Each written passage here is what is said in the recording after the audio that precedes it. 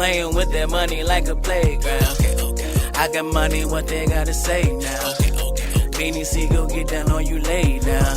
I be running up a safe, I'm going mayhem. I bet they wonder how I made it, I ain't play around. And when you blow the beat, the ones who said it stay down. Like Rihanna, I might come and take over your town.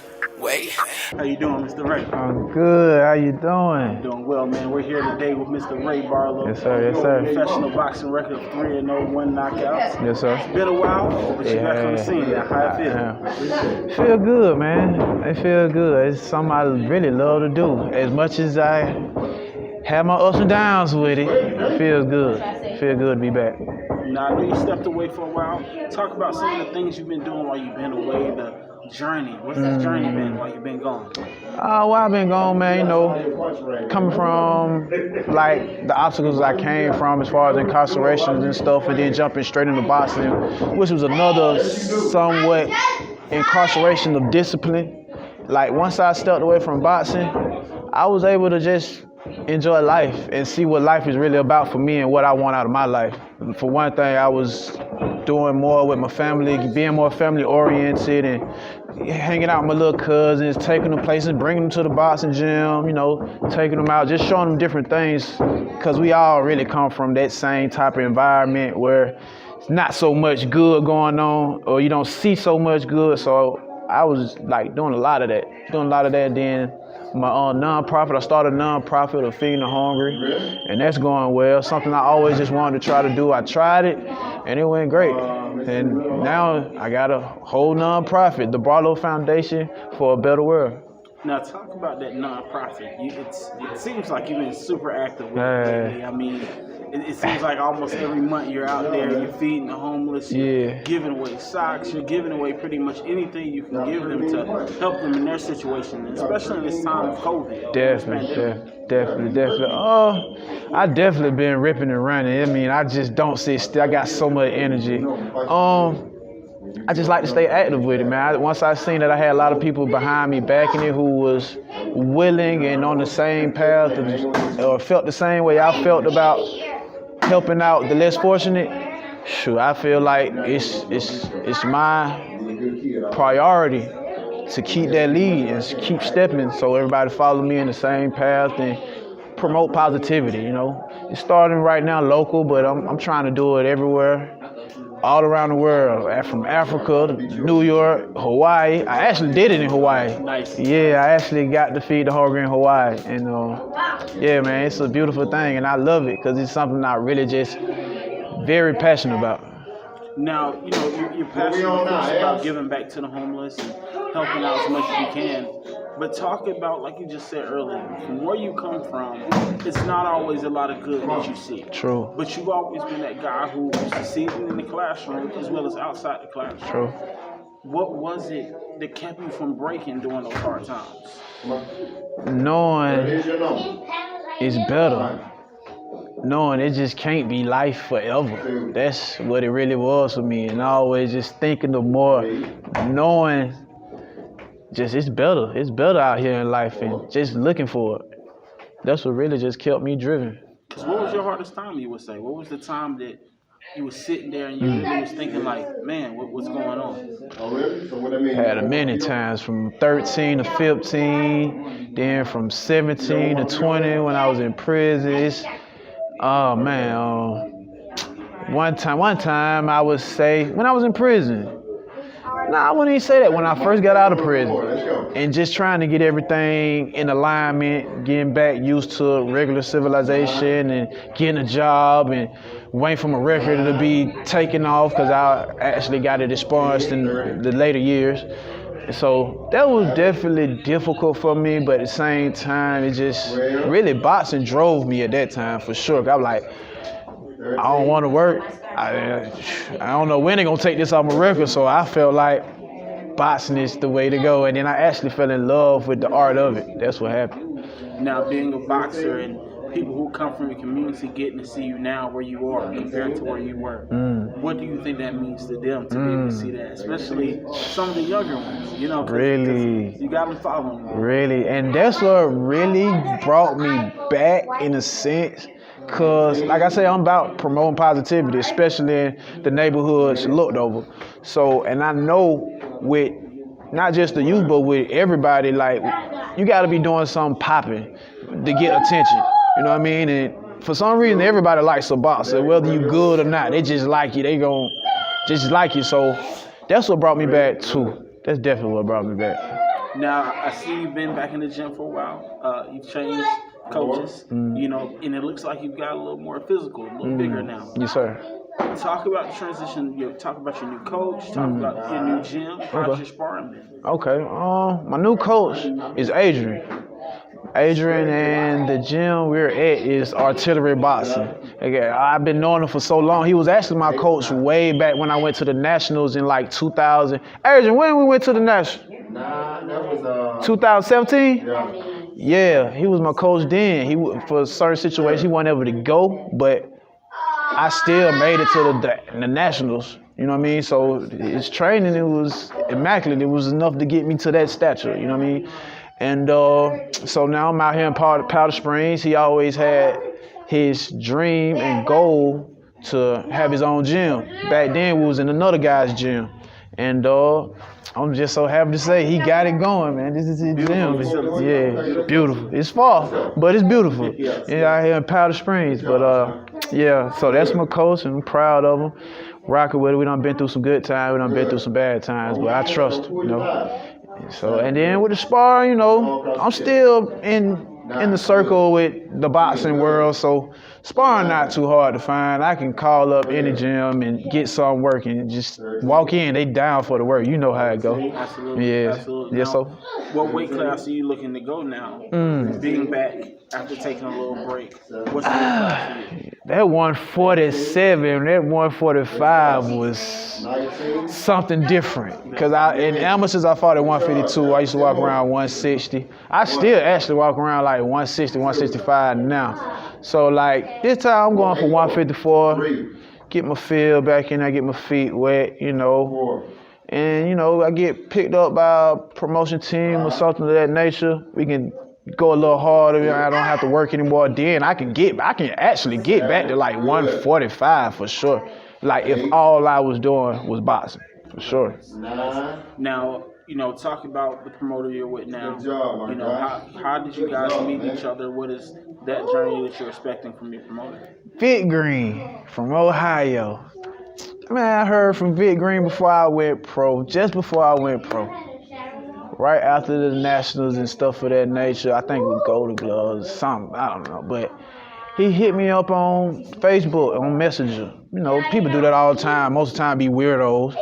But, you know, I always give a person a benefit of the doubt, see what they talking about. So he was like, hey, bro, I'm a promoter. Heard it before, of course. He was like, hey, I'm going to be coming down there to Atlanta pretty soon. I'm just asking a few questions about some of the good gyms to go to see what's going on. And, you know, I really thought it was bull jiving, but at the same time, I gave him the information he wanted. Why not, you know? And he was like, okay. He was like, all right, I'll see you around. And that was that. And a couple years later, he was a man of his word. He came down here and he got the rolling.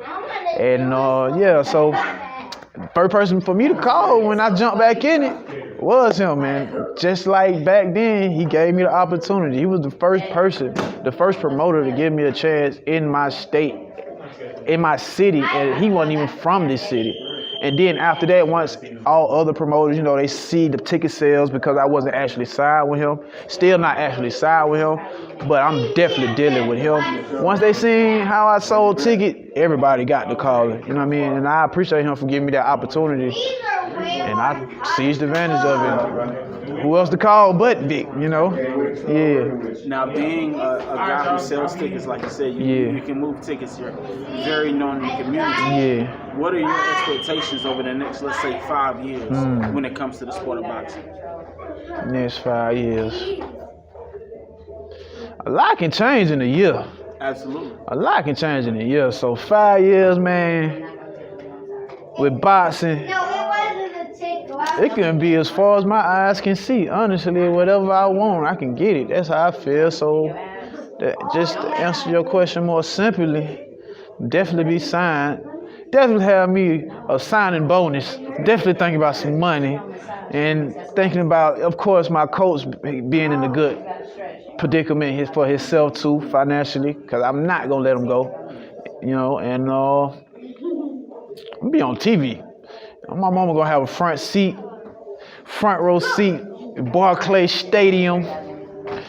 Yeah, I can see that. Yeah, I can see that. Now let's talk a little more about outside of boxing. Okay, outside of boxing. Now, outside of boxing, you've done HVAC now, right? Definitely. We're going to the HVAC route. Definitely. What has that been? What is there anything you've been able to take from boxing and put into HVAC? One thing about boxing, you can put boxing in, you can incorporate boxing in any part of any aspect of life.